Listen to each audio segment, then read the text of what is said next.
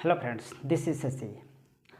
आज हम लोग पूरा करेंगे डेवलपमेंट का जो प्रिंसिपल पढ़ रहे थे, विकास का सिद्धांत पढ़ रहे थे। उसमें हम लोग 6 पढ़ चुके थे और 6 सिद्धांत लगभग 5 सिद्धांत जो बच गया था उसे हम लोग आज पूरा करते हैं। ठीक है, तो छठे के बाद अब 7वां नंबर का है मस्तक अधोमुखी का सिद्धांत।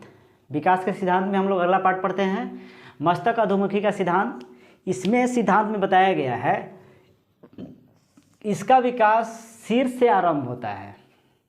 जो मस्तक अधोमुखी का सिद्धांत है, इसमें बताया गया है कि इसमें सिर से पैर की तरफ विकास होता है।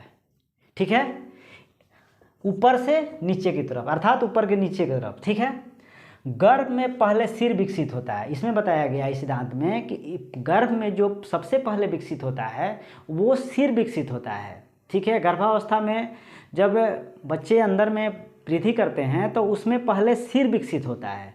ठीक है, इसके बाद बालक सर्वप्रथम सिर को उठाता है। बाद में जब पैदा हो जाता है, जब गर्भ से बाद में जब बच्चा पैदा होता है, या फिर उसमें भी कर सकते हैं, तो बच्चा का जो पहला अंग हिलता है, उठता है, तो सिर उठता है। फिर उसके बाद धड़ उठता है। फिर बाद में दूसरे अंग जैसे पैर का हिलना डुलना, ये सब चीज़ें शुरू हो जाता है।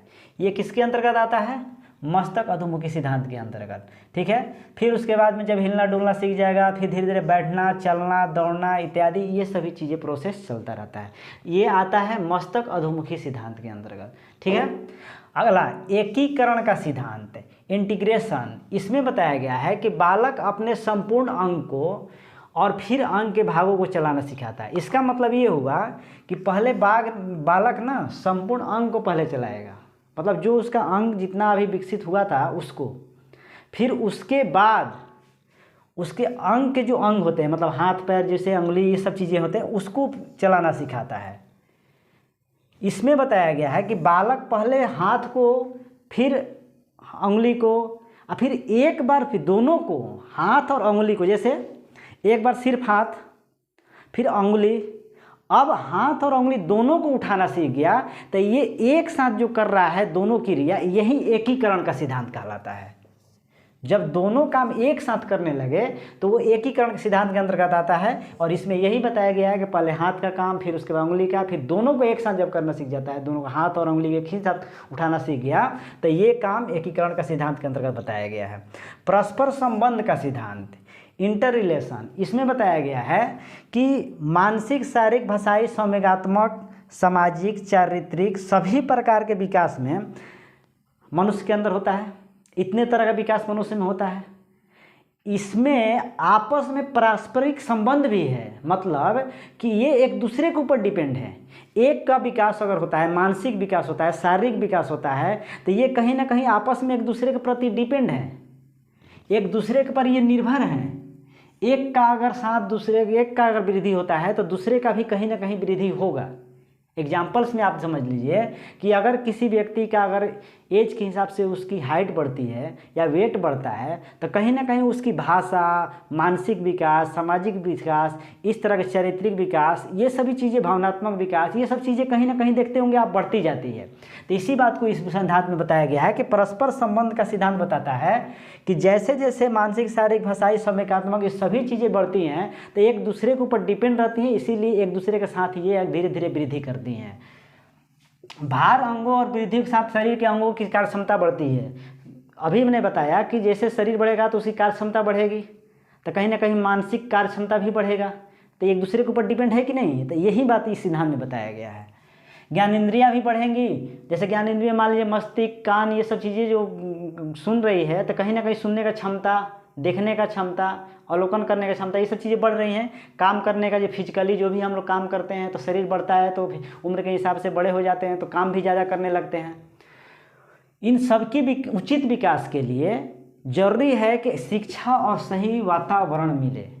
इन सबका अगर समुचित और संपूर्ण विकास चाहते हैं तो इसके लिए शिक्षा और उसका सही वातावरण होना जरूरी है। ये किस सिद्धांत में बताया गया है? परस्पर संबंध का सिद्धांत में, इंटर रिलेशन इन प्रिंसिपल्स में। ठीक है, अगला सिद्धांत है समान प्रतिमान का सिद्धांत। इसमें बताया गया है यूनिफॉर्म पैटर्न, समान प्रतिमान का सिद्धांत।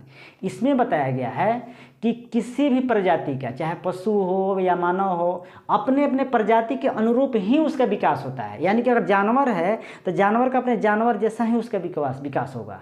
मनुष्य है तो मनुष्य का अपने मनुष्य जैसा ही उसके बच्चे का विकास होगा।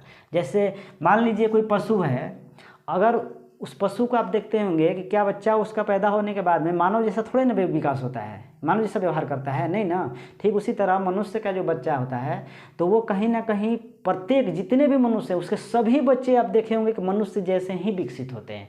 तो ये समान प्रतिरूप का प्रतिमान का सिद्धांत कहता है।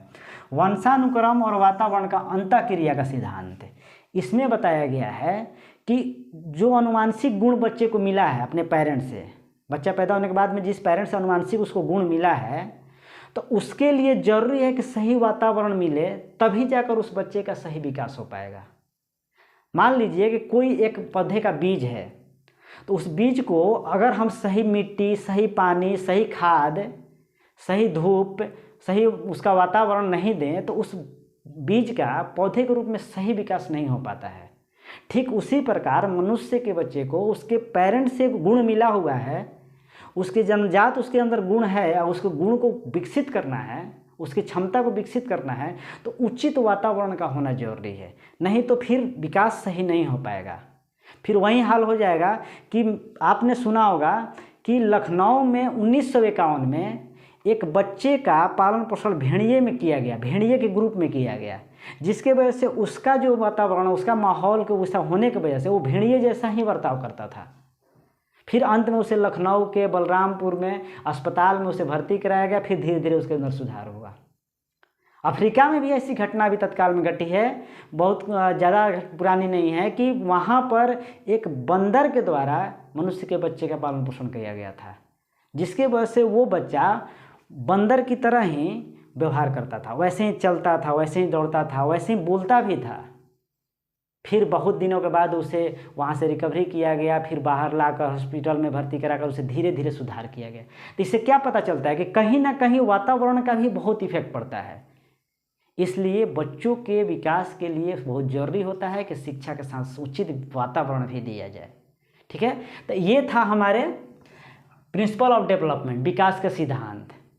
विकास का सिद्धांत के जितने भी सिद्धांत थे उसको सबको हम लोग कंप्लीट कर लिए हैं। अब हम लोग आगे के टॉपिक पढ़ेंगे। तब तक के लिए धन्यवाद।